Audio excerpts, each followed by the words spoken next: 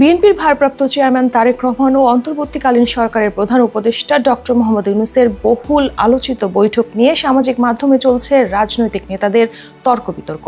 বৈঠককে কেন্দ্র করে ফেসবুকে হতাশা প্রকাশ করেন এনসিপির দক্ষিণাঞ্চলের সংগঠক হাসনাত আব্দুল্লাহ। তবে তার এই পোস্টে মন্তব্য করে স্যাটায়ার ছুড়ে দেন একই দলের কেন্দ্রীয় নেতা নাসির উদ্দিন পাটোয়ারি।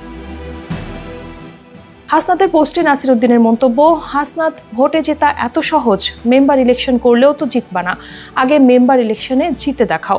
এই মন্তব্যের পাল্টা জবাবে হাসনাত লেখেন, আপনাদের সরকারকে মেম্বার ইলেকশন দিতে বলেন আগে। এর আগে নিজের ভেরিফাইড আইডিতে দেয়া পোস্টে হাসনাত ডক্টর ইউনূস তারেক বৈঠককে জাতীয় ঐক্যের প্রেক্ষাপটে ইতিবাচক বলে মন্তব্য করলেও গভীর হতাশাও প্রকাশ করেন। তার ভাষায়, জাতীয় ঐক্যমতের প্রশ্নে সরকারের সঙ্গে সব রাজনৈতিক দলের সুসম্পর্ক কাম্য, কিন্তু হতাশার বিষয়ে বৈঠকে নির্বাচনের মাস ও তারিখ যেভাবে গুরুত্ব পেয়েছে তাতে অভ্যুত্থান পরবর্তী বাংলাদেশের সবচেয়ে গুরুত্বপূর্ণ আকাঙ্ক্ষা বিচার ও মৌলিক সংস্কার প্রাধান্য পায়নি। তিনি আরও লেখেন, এই সরকার শুধুমাত্র নির্বাচন দেওয়ার জন্য গঠিত কোনো নিরপেক্ষ মেকানিজম নয়, বরং একটি অভ্যুত্থানের প্রেক্ষাপটে জনগণের ত্যাগ ও প্রত্যাশার ভিত্তিতে দায়বদ্ধ অন্তর্বর্তীকালীন সরকার।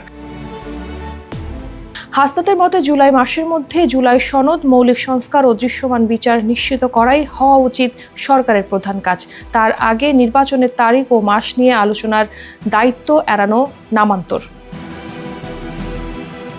তিনি সরকারের উদ্দেশ্যে বলেন, সারা দেশে স্থানীয় পর্যায়ে চাঁদাবাজি, দখলদারিত্ব, প্রশাসনকে প্রভাবিত করা, পেশি শক্তির প্রদর্শন সহ নানা ধরনের ক্ষমতার অপব্যবহার স্পষ্টভাবে দেখা যাচ্ছে। এই অবস্থায় নির্বাচন আয়োজনের আগে সবচেয়ে জরুরি বিষয় হচ্ছে লেভেল প্লেয়িং ফিল্ড নিশ্চিত করা। শেষে তিনি জোর দিয়ে বলেন, নির্বাচনের মাস এপ্রিল হোক বা ফেব্রুয়ারি তা গৌণ বিষয়, মুখ্য হলো জুলাই সনদ, বিচার ও সংস্কার বাস্তবায়ন হচ্ছে কিনা।